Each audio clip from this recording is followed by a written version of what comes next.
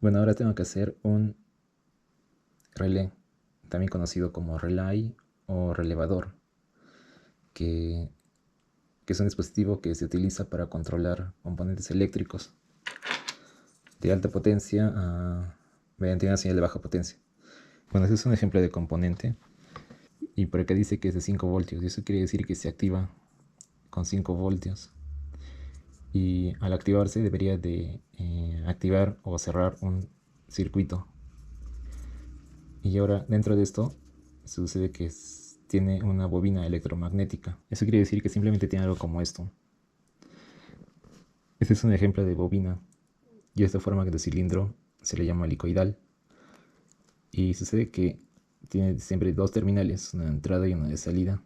Cuando pasa corriente a través del cable de cobre, se genera un campo magnético que tiene una forma especial, que como que sale del centro y se va hacia los costados y regresa así. Ahora también estaba averiguando que a esta bobina también se le conoce como inductor, que es cuando la bobina se utiliza para almacenar energía. También puede almacenar energía en forma de campo magnético. Y también se le conoce como solenoide, que ya es cuando simplemente se utiliza para generar un campo magnético. Eso sería otro tipo de bobina. Y ese sería otro tipo de bobina también. Ahora, esta bobina tiene un núcleo de ferrita. El material que está en el centro se le llama ferrita. Estos son ejemplos de ferritas. Y hay otro tipo de núcleo, el núcleo de hierro, que en los tutoriales está usualmente como un tornillo, que está hecho de acero. Pero el acero es una aleación de hierro y otros elementos. Ahora, un tornillo es un material ferromagnético. Eso quiere decir que tiene la capacidad de ser magnetizado y que puede ser atraído por un imán, como este. Ahora estos estarían hechos de materiales ferromagnéticos. También pueden ser atraídos por un imán. Y ahora volviendo a lo que sería el relé, sucede que podemos agarrar una bobina así de este tipo y convertirla en un electroimán, que simplemente es un imán que funciona con electricidad. Entonces podemos agregarle un voltaje, conectando los terminales, ¿no?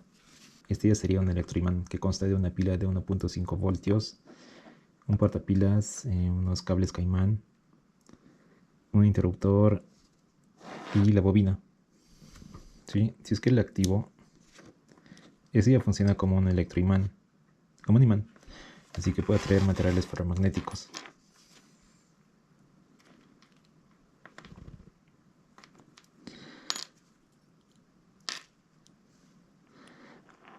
Ahora no sería capaz de atraer todo tipo de material ferromagnético, ¿no? Porque hay algunos que están más pesados, hay algunos que están mucho más lejanos, que no los podría atraer. Y la cosa es que esta bobina puede mejorarse. Siempre se puede incrementar esa fuerza de atracción. Ahora cuando lo apago, se caen. Sin embargo, estando apagado, aún habrá un campo magnético, solo que muy débil. Y creo que es por eso también que almacena energía. Ahora solo nos interesa que tenga una fuerza magnética. Ahora los componentes de un relé pueden variar, ¿no? Pero hay un tutorial que me hizo hacer esto de aquí.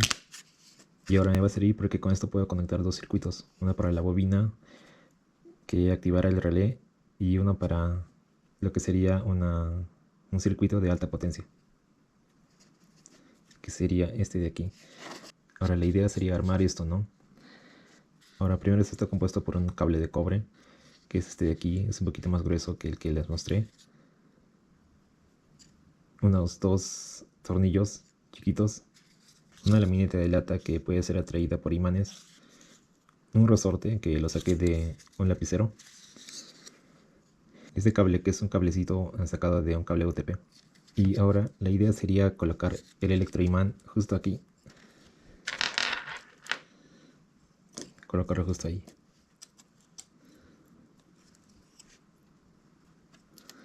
Conectarlo a esos dos terminales y hacer que el electroimán se active y haga que esta laminita se acerque al este cable de cobre y complete un circuito.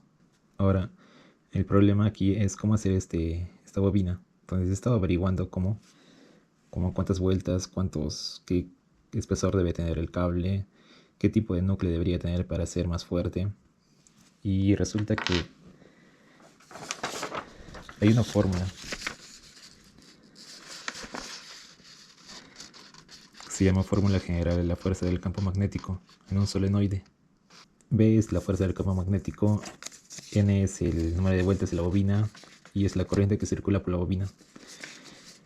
Eso quiere decir que mientras más vueltas tenga la bobina, será más fuerte el campo magnético y la corriente, y si la corriente aumenta también sería más fuerte el campo magnético. Ahora, en este tema de campos magnéticos he visto que hacen como cálculo de vectores. Entonces ya serían unas fórmulas más complejas que estas. Y además he encontrado que se puede calcular esta otra fórmula en la que ya también consideraríamos el diámetro del cable. Entonces, a mayor diámetro del cable también aumentaría la fuerza en el campo magnético. Ahora esto sería como con núcleo de acero, ¿no? Que tiene una permeabilidad un poco más alta que el vacío, que el aire. Y eso quiere decir que cuando hay un núcleo de acero o un núcleo de ferrita, la fuerza del campo magnético sería mayor que si no hubiese ningún núcleo. Ahora hay otra fórmula también que es la inductancia, pero eso tendría que ver con la capacidad de almacenar energía magnética. Ahora, para la bobina podríamos tener estas características, ¿no? Un material de tornillo acero, el tipo de tornillo con rosca, diámetro de tornillo 4 milímetros, longitud del tornillo 3 centímetros, grosor del cable aproximadamente 0.5 milímetros,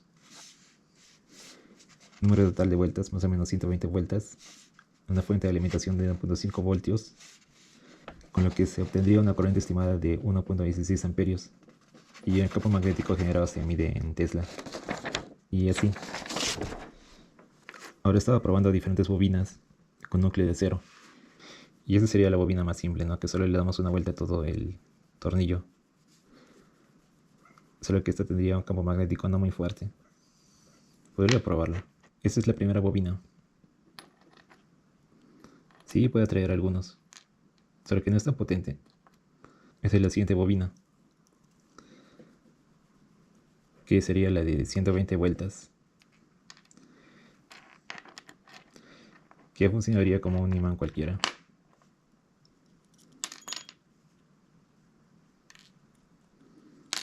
Ese tiene más o menos 300 vueltas.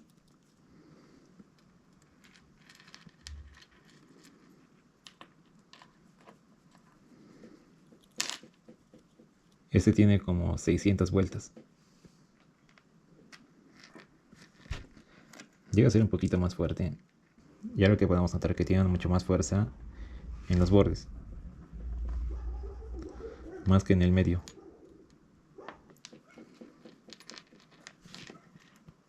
Ahora sucede que si midiéramos la resistencia de cada uno de estos cables de cobre,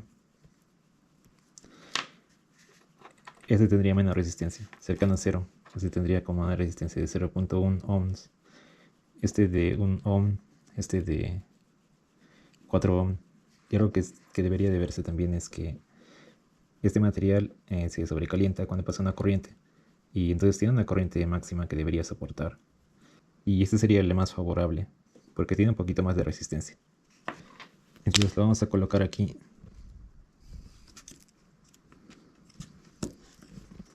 Quedaría más o menos así.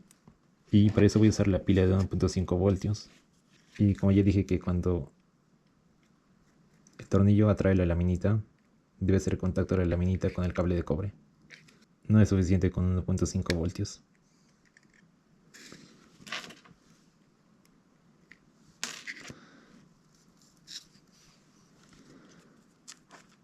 Podría probar con 3 voltios, pero mejor voy a probar directamente con una fuente regulable. Ahora haría falta saber cuánta corriente máxima podría soportar este cable de cobre esmaltado. Pero según lo que leí, tiene un máximo de 1, 2 amperios, tal vez 3, dependiendo. Entonces voy a probar primero con 1 voltio. Con 1 voltio pasa una corriente de 0.232 amperios y la laminita todavía no se acerca. Con 4 voltios todavía. un 4.5 todavía, y con 5 voltios pasa una corriente de 0.9 amperios. Esto podría explicar el voltaje de este relé, que con 5 voltios se activa. Con 5 voltios logro activar el relé de aquí que hice. Lo activo, lo desactivo. Y también podría tener relación con el amperaje. Con 0.9 amperios se activa el relé. Eso sucede también, creo que con los interruptores electromagnéticos. Ahora ya tengo el relé funcionando. Funcionará con 5 voltios. Algo que también se puede notar es la temperatura de esta bobina cuando el circuito está apagado, que está caliente. La temperatura ambiente es más o menos de 28 grados. Y esa sería la temperatura de la bobina, 60 grados centígrados.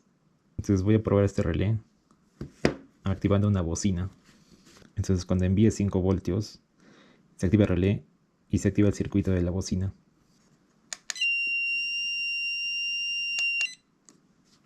Bueno, este circuito es un poquito más peligroso porque estoy usando corriente alterna y la corriente alterna pasará por aquí por aquí por la fase, después por el retorno o neutro, y ese cable blanco sería el que se estaría cerrando con 5 voltios, aunque podríamos decir que con 0.9 amperios se activa el relé y se activa el foco. No voy a probarlo. Listo, pasa 1 amperio y se activó el foco con 5 voltios. De nuevo. Y eso sería todo. Ese sería el funcionamiento de un relé.